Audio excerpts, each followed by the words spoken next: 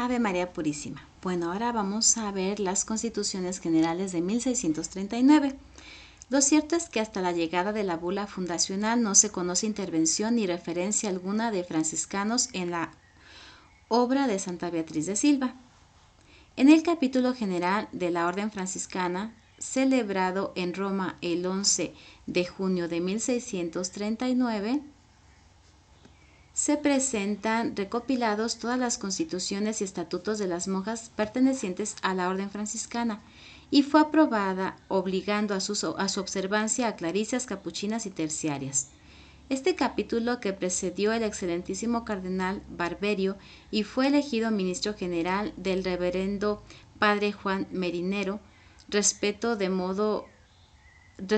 momento la identidad propia de las concepcionistas, pero leemos en una nota del capítulo 14 de la vida de la venerable e ilustre doña Beatriz de Silva, fundadora de la Orden de la Inmaculada Concepción, escrita por la Madre Catalina de San Antonio en 1661, que pasados algunos años fueron intimadas también a la Orden de la Concepción. Estas constituciones. Suponiendo que sería hacia 1641 o 1642, tenemos ya unas constituciones que marcarán gravemente a la Orden de Santa Beatriz durante 300 años. Efectivamente, tan solo habían pasado 20 años cuando esta Madre Catalina escribió la biografía de nuestra Santa Madre y ya se respiraba el franciscanismo como quien vive inmersa bajo esa dirección. En esos 300 años que ocurrió algo muy grande en nuestra orden, yo diría que gracias al santo hábito de la Virgen no se perdió del todo la propia identidad y carisma de las concepcionistas, pero se desfiguró notablemente al no tener constituciones propias, al haberse obligado a usar los libros litúrgicos de otra orden, al no tener beatificada a la propia fundadora y todos los documentos, llevar el sello franciscano, acostumbrándose llamar nuestro Padre a San Francisco como si fuera el fundador, pues las constituciones así lo describían y no teníamos otras. Incluso hubo no pocos monasterios de clarisas que decían pasar a la orden concepcionista tomando el hábito, pero nada más, puesto que seguían con las mismas constituciones, los mismos actos de culto, rituales, ceremonias, etc. Las tomas de hábito y profesiones no tenían nada de diferencia más que una oración a la Inmaculada, en todo equiparadas a las clarisas, pues todo seguía igual. Estas constituciones, tan fuera del espíritu de suavidad de Beatriz, que aterra el pensar que ningún resquicio de nuestra Santa Madre aparece, ni una alusión a la orden concepcionista. Únicamente en el capítulo que describe el hábito de los franciscanos, que se dice que el de las concepcionistas era blanco y manto azul, ni una palabra más. Están escritas bajo la ley del temor, imponiendo castigos a diestra y siniestra, sin excluir la cárcel, despojo del velo por transgresiones caseras y de fragilidad humana, que hoy se remediarían con una formación cristiana mucho más conforme con el espíritu evangélico. Los frailes, controlando todo hasta los más menudos detalles, no digo manejando documentos y todo lo relacionado con la economía y relaciones con superiores mayores, Roma, etc. Era el dominio acentuado del varón sobre la mujer, del que no se librará antes lo contrario. Las que, habiendo dejado la posibilidad de ser amas de casa y dependencia de su marido, tenían ahora que estar sometidas no solo a la autoridad férrea en muchos casos de hombres religiosos.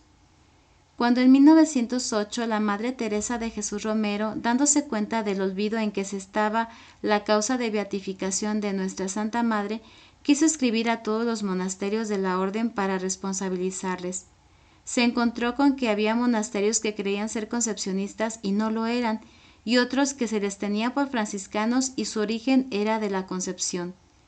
Verdaderamente la Santísima Virgen María veló por su orden y siempre hubo concepcionistas que demostraron llevar muy dentro de sus venas y de su espíritu el fuego mariano inmaculista que caracteriza a las hijas de Beatriz. Sin embargo, da pena ver cómo a escritoras como la Madre Ágreda y otras, hasta en el diccionario de la lengua, se les presenta como monjas franciscanas, ansiando la verdadera identidad histórica de nuestra orden, que al fin es la Orden de la Inmaculada. Y todo redunda en su honor y enriquecimiento cultural para la Iglesia de España y el mundo, sobre todo el Nuevo Mundo, donde las concepcionistas fueron las primeras religiosas que evangelizaron con su ejemplo, su oración, su entrega por el amor que María les infundía hacia hermanos desconocidos sedientos de luz y de amor. La radical dependencia de los frailes, dada quizás por la autoridad de la mujer tanto cultural como jurídicamente, se daba en todas las órdenes, pero cuando se refería a monjas tenía la misma raíz y carisma. No revestía la gravedad que se ha palpado respecto de las concepcionistas con distinto origen fundacional y distinta espiritualidad y carisma. No en todas partes ni en todas se actuaba con el mismo autoritarismo, como se puede ver en libros de archivos publicados como el del Monasterio de Santa Fe de Bogotá y Tunja, referidos en los libros de las concepcionistas de Colombia, 1588 a 1990, del padre Mencila franciscano. El mal estaría cuando los frailes, aprovechando el influjo y autoridad para, en lugar de ayudarlas a redescubrir la riqueza del propio carisma y espíritu de la fundadora, quisieran llevar el agua a su molino, confundiendo carismas, sometiéndolas a interpretaciones o desviaciones en su disciplina o vivencias espirituales. Es más, creemos que aún llegado el caso de que algunas que, siendo monjas o en los monasterios, quisieran tomar otro rumbo, sea por simpatía hacia la orden masculina o por desviaciones de formación. Ellos deberían interponerse y decirles alto, que eso no es lo vuestro. Como hemos visto que se comportaron religiosos de la cultura y calidad de Quiñones. Recuerdo como en el Congreso Internacional de León en 1990 llamó la atención la presencia presentada por José Luis Zayas y Arancibia en relación a la venerable Madre Mariana de Jesús Torres, que obligó a Jesús Paniagua de la Universidad de León a publicar un libro de actas en que ella se decía: las concepcionistas han vivido más que ninguna otra orden femenina los problemas que plantea el no tener una rama masculina, especialmente en el siglo XVI. La protección que los franciscanos les concedieron a veces no fue del todo correcta, hasta el punto de haberse llegado a plantear una total asimilación por la negación de un carisma propio. Turbulento fue el nacimiento de la orden y poco o nada se ha hecho para aclarar esta situación. Más adelante veremos los acontecimientos de los años 1942 en adelante. Estas constituciones tienen un carácter más jurídico que espiritual. Ordenaba en esa época que no debía introducir citas de la Sagrada Escritura ni citas espirituales del fundador u otros santos, ni tampoco exhortaciones o consideraciones piadosas. Se trataba de un código de normas y disposiciones para los deberes comunitarios. No se menciona ni el carisma, ni la vocación, ni objetivos espirituales algunos. Tiene más bien una finalidad de fundacionamiento comunitario.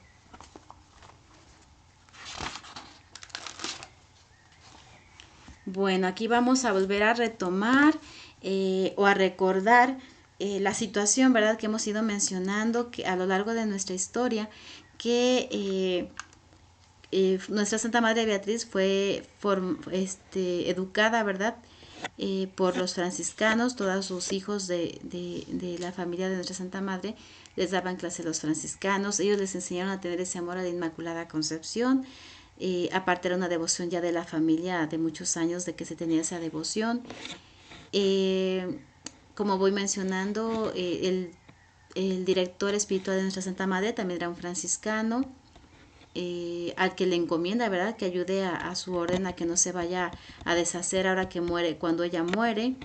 Vemos que este padre Juan le dice a la reina que cambie, él es el que cambia la regla cisterciense que teníamos por la de las clarisas, y empieza a ver todos los problemas. Después viene Cisneros con las reformas, que también casi desaparece a nuestra orden por el problema de las benedictinas, ¿verdad? De San Pedro de las Dueñas. Las constituciones que va marcando su sobrino de Cisneros, el padre Ángeles Quiñones, y ser representadas por los franciscanos, ya que la misma reina lo aprobó, ¿verdad? Este cambio con la regla, ¿verdad?, que puso de las clarisas, etcétera. Todos estos acontecimientos han ido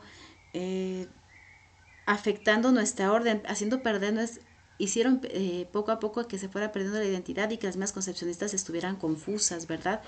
De decir en un momento dado que éramos franciscanas y dejar su vida mariana inmaculista, su carisma, y vivir el franciscanismo como si nada más nos identificara el hábito, pero todas nuestras costumbres, nuestros rezos eran de los franciscanos, ¿verdad? Y por eso aquí se aclara que no somos franciscanas, no fuimos fundadas por franciscanas, y el hecho del apoyo que se nos fue brindando o las circunstancias que se fueron presentando, obviamente que se quería el bien de la orden, nunca fue por maldad, fueron afectando, ¿verdad? Pero bueno, vamos a ir viendo en la historia quiénes somos de verdad, que no somos franciscanas, que no tenemos nada de franciscano, ¿verdad? En nuestro nacimiento, que debemos de ser fieles a lo que nos legó nuestra Santa Madre Beatriz, ayudar a las mismas concepcionistas, ¿verdad?, con estas cápsulas que les estoy poniendo, con esta investigación de muchos años. Todos estos escritos han sido sacados de documentos y de entrevistas y de mucha información. No crean que son sacadas nada más de inventos míos. Son investigaciones que duraron más de 8 años que fui haciendo, y que quiero, ¿verdad?, que nuestras hermanas no se dividan, no se molesten, sino que al contrario, al conocer la historia y quiénes somos, nuestra identidad, vean, agradecerle a los franciscanos, pero no por el agradecimiento, no por los documentos, el cambio de regla, etcétera. Vamos a dejar un carisma por agradarle a ellos, ¿verdad? Eso es lo que tratamos de hacer ver. Pero bueno, seguiremos con la historia, que siempre tiene altas, bajas, alegrías, tristezas, dificultades, como en cualquier historia, pero que la mano de Dios no nos ha dejado. Bueno, nos vemos mañana y te veo. No te lo pierdas la siguiente cápsula.